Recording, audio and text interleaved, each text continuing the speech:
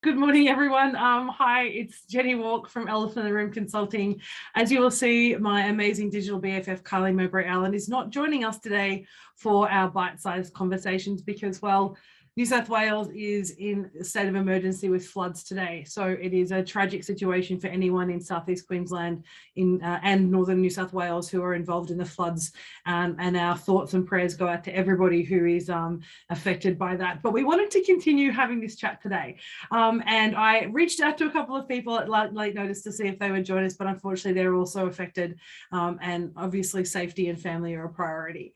So thank you so much for joining me. If you're watching this live or you're going to watch this back or listen to us on any of the streaming services that we provided on, I wanted to talk a little bit around really resilience and clarity, to be honest, today. Originally, Carly and I were going to talk a lot about being clear of your message and your branding and the importance of having a clear vision for your business.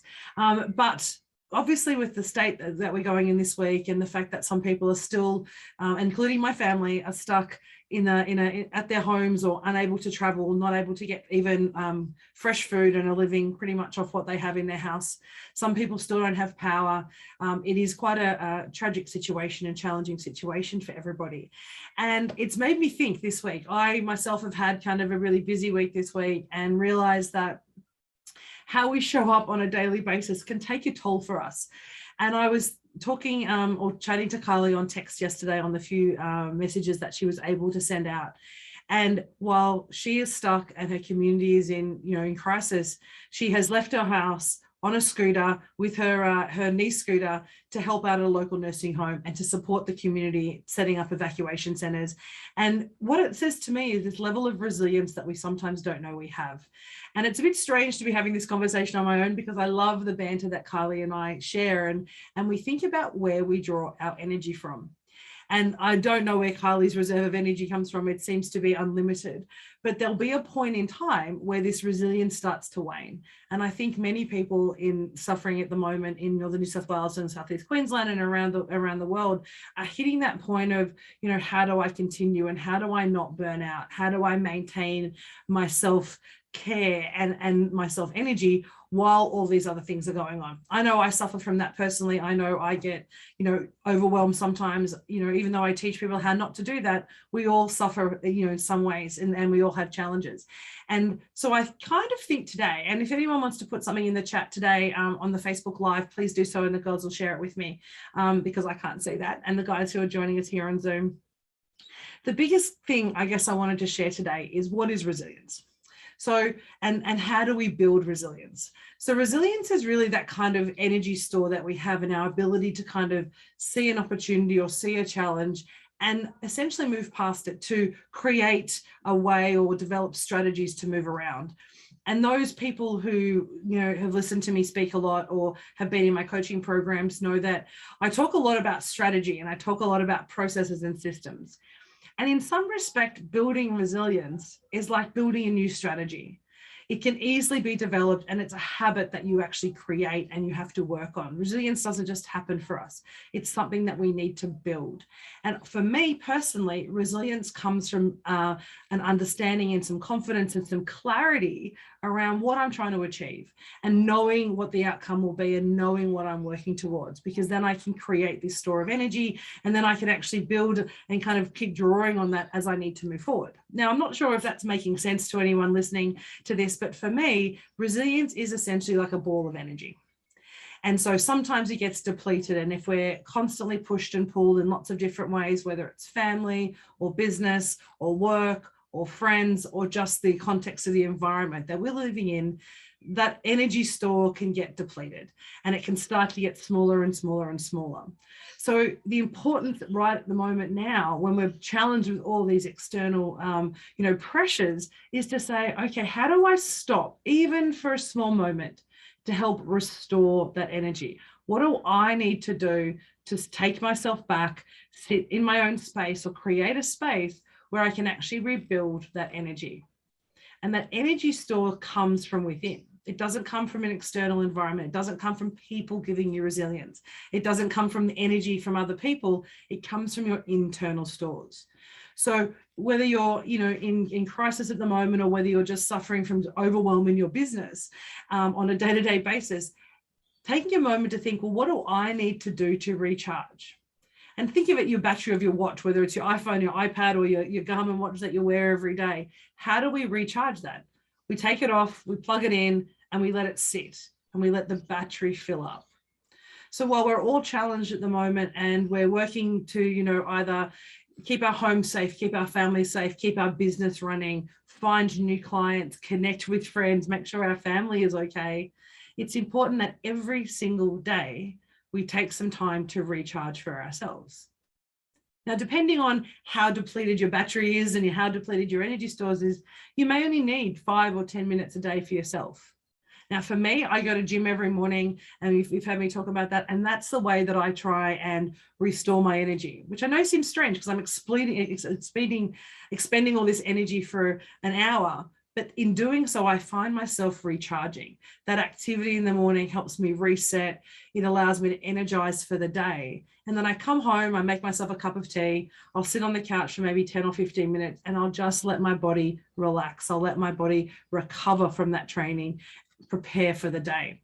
So that's how I recharge my batteries. Sometimes though, particularly when we're under a lot of pressure, and I have been with lots of business and clients lately, and lots of the work that we're doing, is that we need a little bit more than that, but we don't recognize it.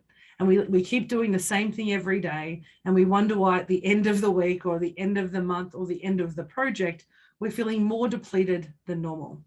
And I feel like there's a lot of people at the moment who are currently feeling that they're at the end of their tether. We've had 2 years of COVID. We've had challenges with our family and our business, and not being able to, to live free in our lives. And then now there comes the floods if you're in Southeast Queensland and Northern New South Wales. So how do we keep restoring this energy where we have to keep moving? So it's important to remember that even though all these things are happening, you still have control of yourself and your time and your response to it. And the more energy you store, you build, the more resilience that you can create internally, the more you have to give to the people around you, the more opportunity you'll have to respond to those people. And so one of the key activities around this is about saying, well, why do I need to build this? And I know it's kind of a long bow for some people, but for me, clarity, and if you go to my website, it says clarity is the answer to every problem. And it really is. Because when we think about resilience, we go, what am I building resilience for? Why do I need this energy store? Why do I have to have this every day to be able to keep moving forward?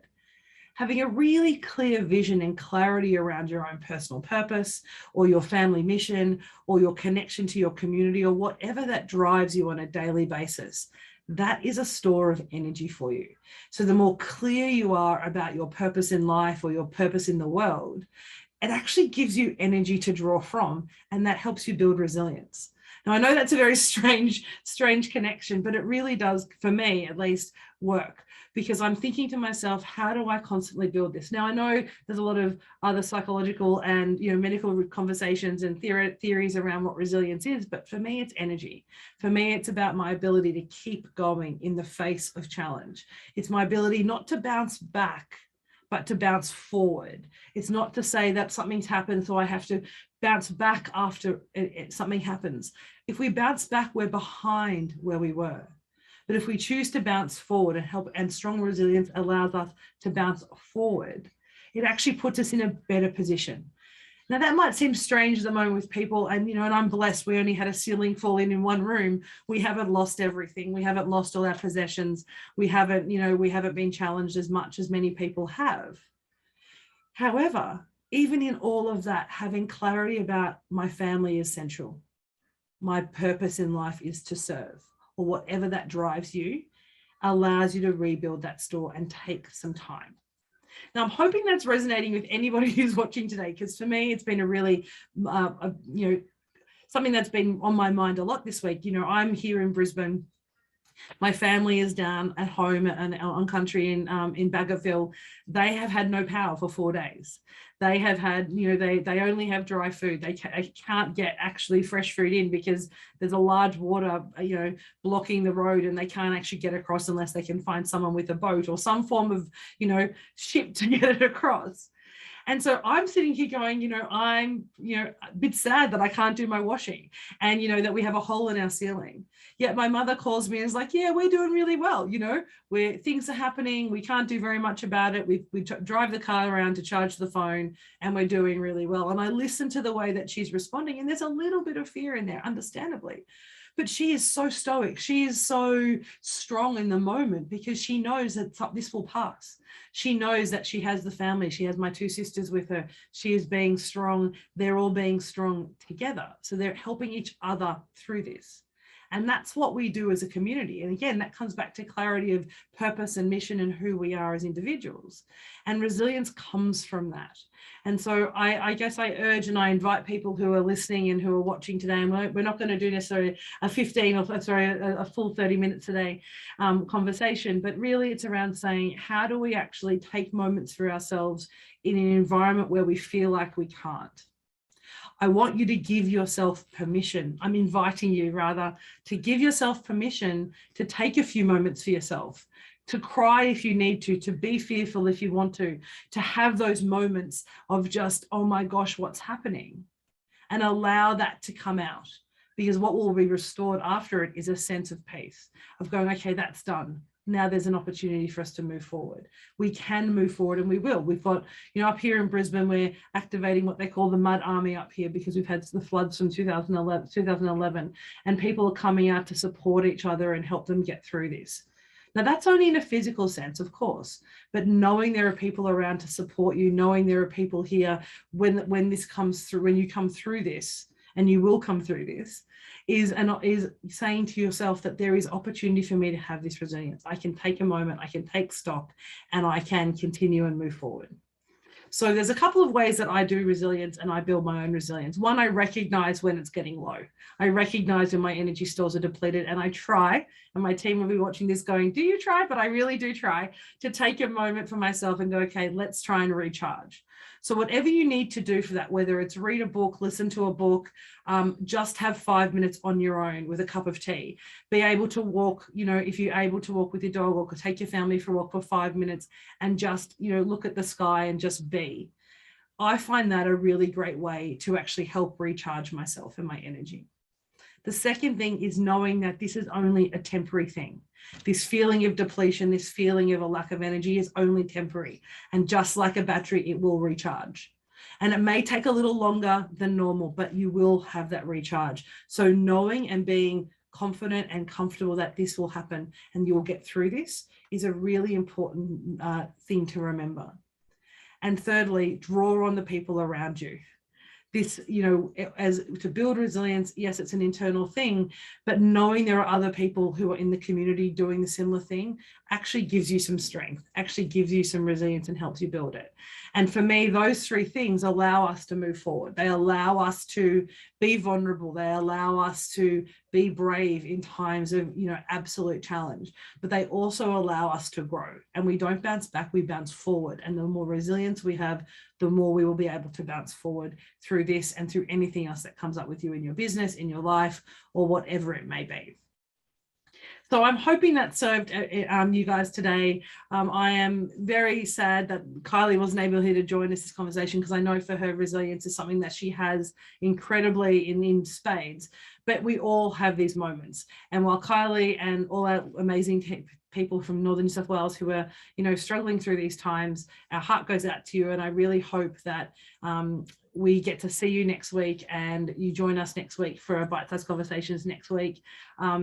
And stay in touch with us on Facebook. I know Kylie is still reaching out when she can on Facebook, as is a number of our other members. If you need help or support, please feel free to reach out to us. We're here to support you. We are part of your community, and we want to be able to do that as we go forward. So thank you very much for joining us for this very short, singular bite-sized conversation with myself. I'm Jenny Walk from Elephant in the Room Consulting, and thank you so much for watching, and we hope to see you next week, and please stay safe. Thank you so much.